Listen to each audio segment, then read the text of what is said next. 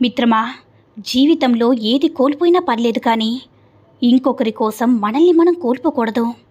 ఎందుకంటే మన ఇష్టాలు ఏంటనేది మనకు మాత్రమే తెలుసు కాబట్టి. ఇంకొకరి కోసం మనల్ని మనం వదిలేస్తే చివరికి నీ గమ్యం ఏంటనేది నీకే తెలియకుండా పోతుంది మిత్రమా. జనన మరణాల మధ్య పయనం, మంచి చెడుల మధ్య సంగ్రమం, ప్రేమ పంతాల మధ్య గందరగోళం, ఏదో సాధించాలని కుతూహలం, ఏమీ చేయలేనేమో అని భయం. ఏది ఏమైనా విధాత రాసిన రాతని మార్చలేమనేది జగమెరిగిన సత్యం మిత్రమా, కాదంటారా? మిత్రమా, అలవాట్లు ఆయుధాల్లాంటివి.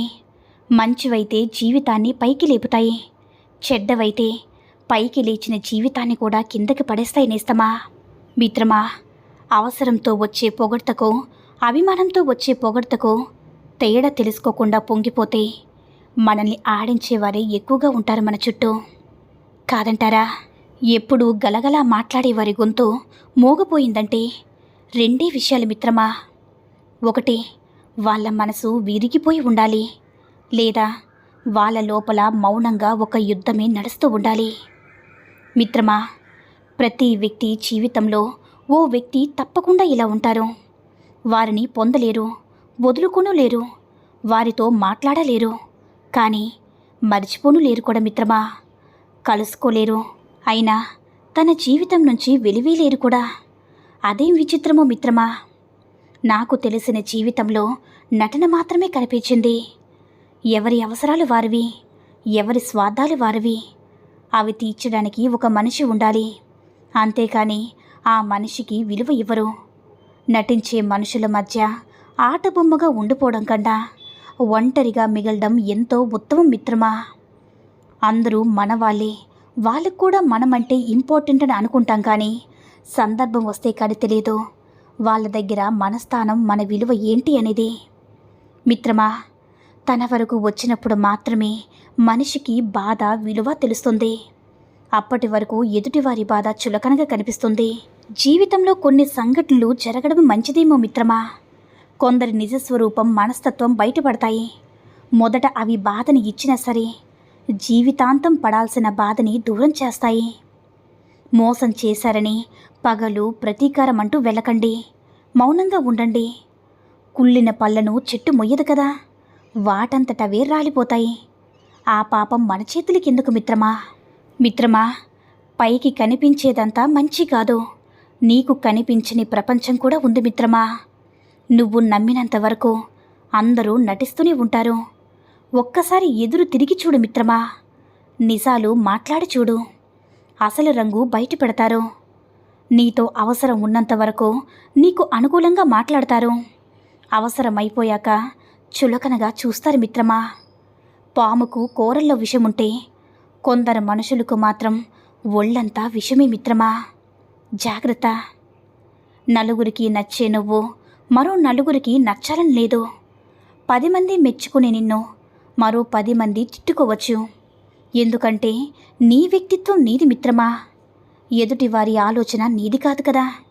అందుకే ఎప్పుడూ ఒకరి మెప్పు కోసమో గొప్ప కోసమో కాదు, నీ కోసం నువ్వు నిజమైన వ్యక్తిత్వంతో జీవించు మిత్రమా. ఎవరో ఏదో అన్నారని, అనుకుంటారని నీ చిరునవ్వును దూరం చేసుకోకండి. మాటలు అనేవాళ్ళు మనం మంచి చేసినా అంటారు, చెడు చేసినా అంటారు. విమర్శించడానికి వాళ్ళకి ఒక కారణం కావాలంతే. అలాంటి వాళ్ళ గురించి ఆలోచించి మీ ఆనందాన్ని దూరం చేసుకోకండి. అలాంటి వాళ్ళు అసూయపడేలా ఇంకా ఆనందంగా చిరునవ్వులు చిందించండి మిత్రమా. మిత్రమా, మనిషిలో 3 రూపాలు ఉంటాయి. మొదటి రూపం ప్రపంచానికి చూపిస్తాడు, రెండో రూపం కుటుంబానికి, ప్రాణ స్నేహితుడికి మాత్రమే చూపిస్తాడు. ఇక మూడో రూపం ఎవ్వరికీ చూపించడు. అదే మనిషి అసలైన స్వరూపం మిత్రమా. నీవు ఎలాంటి వాడవో నీవు పెంచుకున్న పరిచయాలు చెప్తాయి. నీ వ్యక్తిత్వం ఎలాంటిదో నువ్వు వదులుకోలేని పరిచయాలు చెప్తాయి. మిత్రమా, జీవితంలో ఎంత ముందుకు వెళ్ళినా విషయాలు మాత్రం కొన్ని అంతు చిక్కవు. మన మంచి కోరేవారెవరో, మనల్ని ముంచేసేవారెవరో, మన వెన్నంటి ఉండేవారెవరో, మన వెన్ని విరిచిపోయేవారెవరో, మన కోసం ఆరాటపడేవారెవరో మనల్ని అవసరానికి వాడుకునేవారెవరో అన్నీ కూడా మిత్రమా కాదంటారా? మిత్రమా, అభిమానించే వారి నుంచి ఆశించేది కాస్త శ్రద్ధ, అది తక్కువ చోట నిన్ను ఉంచేది నీ బలహీనత మాత్రమే. నువ్వు ఒక అవసరానివని తెలుసు కూడా నిన్ను ఒక వస్తువుగా మలుచుకుని ఉండేది నీ మనసు వశమైన వారి ముందరే మిత్రమా. ఇచ్చిపుచ్చుకునే ఈ లోకంలో ఇమడ్డం అంత సులువు కాదు, ఇవ్వడమే తెలిసిన వారికి. కాదంటారా మిత్రమా? అపార్థం కలిగినప్పుడే కదా బంధం బలపడుతుంది.